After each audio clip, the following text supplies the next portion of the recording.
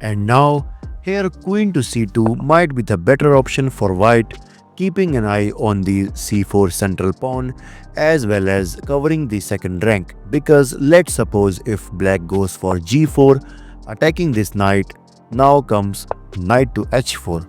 Okay, and if takes king to h7, defending this king from rook to g1 check.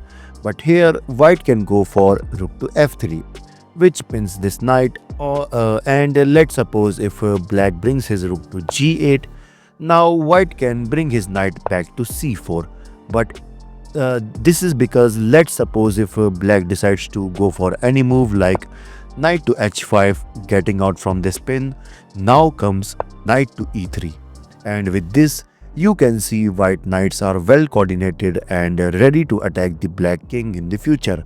Like white can either go for knight to f5 or maybe knight to g4 with the idea of knight to f6 fork. And also you can see this queen on c2 is controlling the center very well. But after the move g5, yeah, after this move, here Fabi missed that move and instead he go for.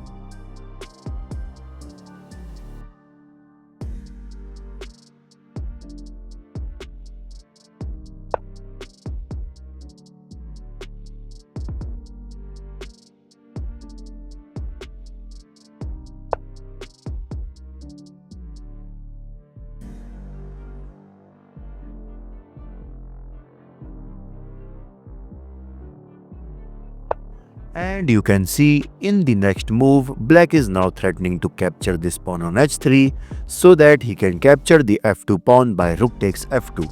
So that's why to defend this, here Fabi instantly brings his rook to e2, asking for rook exchange.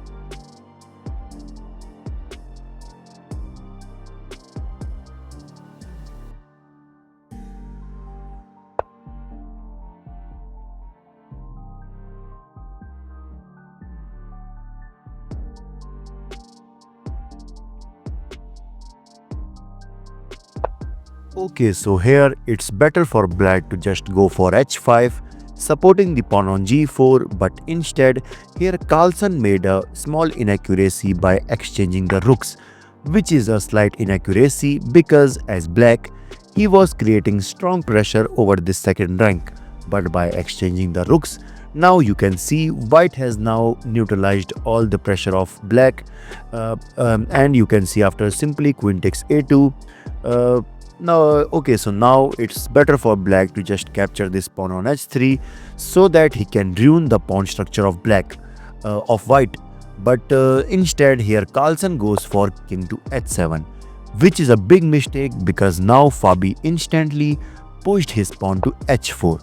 And as you can see, now this position is better for white because this is the only area where black was creating some pressure by ruining the white pawn structure. But since white pushed h4, now that's not possible. And here white is threatening to push g3. So that's why it's better to just bring this knight back to g5. But instead here Carlsen goes for rook to d1.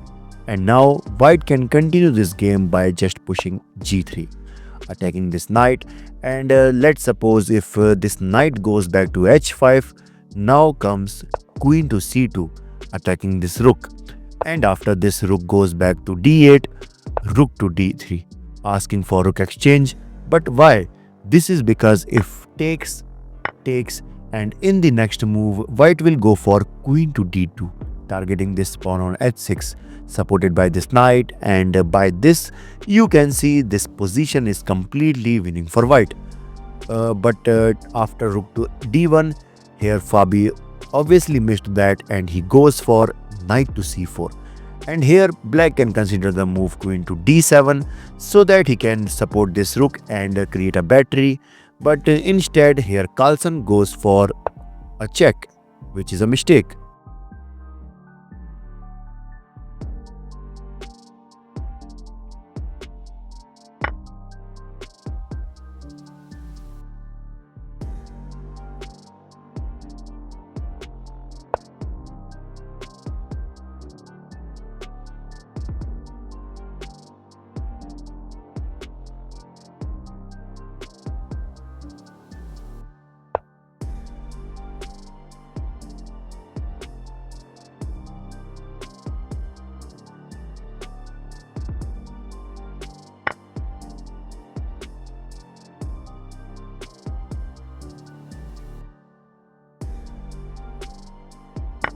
And here Carlsen made an inaccuracy by capturing this pawn on e4. This is because now Fabi can go for f3, attacking this knight, and if knight takes c3, attacking this queen, queen to d2, attacking this knight as well as this pawn on h6. And if black decides to defend this knight, that will be a huge blunder because of queen takes h6 check, king to g8, and finally queen to g7 checkmate. Okay, so in the actual game, after knight takes e4, here Fabi goes for queen to c2, which is a mistake because now black can simply sack his knight on f2 by knight takes f2. And obviously white can't capture this knight due to knight to g4 check, and white has to lose his queen. But after queen to c2, here Carlsen goes for.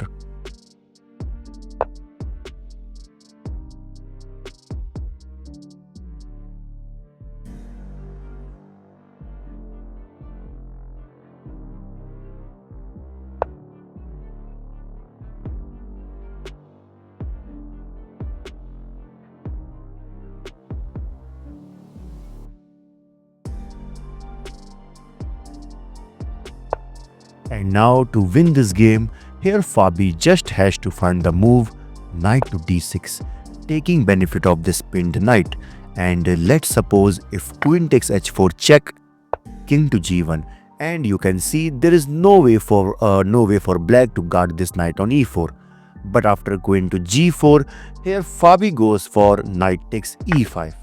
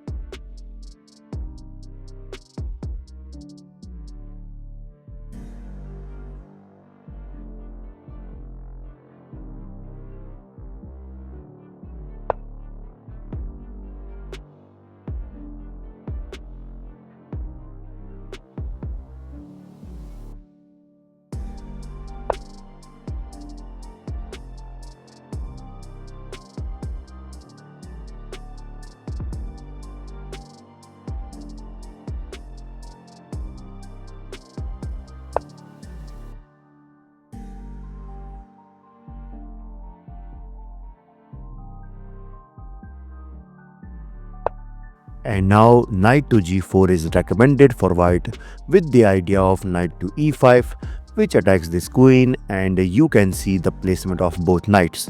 But instead here Caruana goes for knight to f3, which is a mistake because now Carlsen immediately brings his knight to h3 with a check, taking benefit of this pinned pawn.